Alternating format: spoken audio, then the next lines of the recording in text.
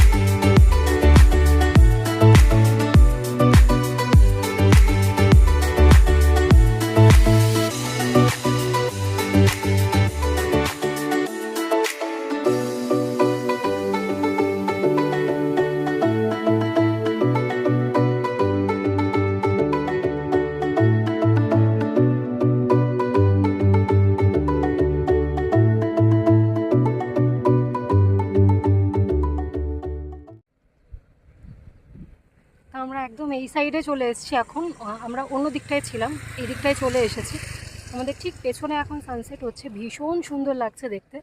তো তোমরা যারা মাইথন এমনি সময় এসেছো তাদেরকে আমি বলবো একবার সানসেটের সময় এসো।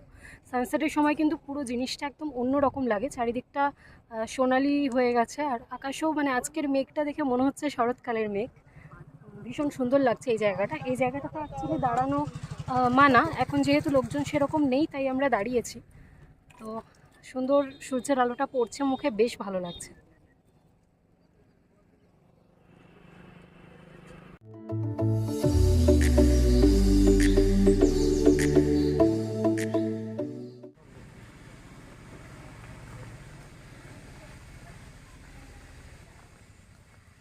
কি সুন্দর লাগছে, দেখো সূর্যের আলোটা এই জায়গাটা পড়ছে, ক্যামেরাতে দেখো ঠিক মনে হচ্ছে লাইট পড়ছে, অ্যাকচুয়ালি তো লাইট না, পুরো লাল হয়ে গেছে।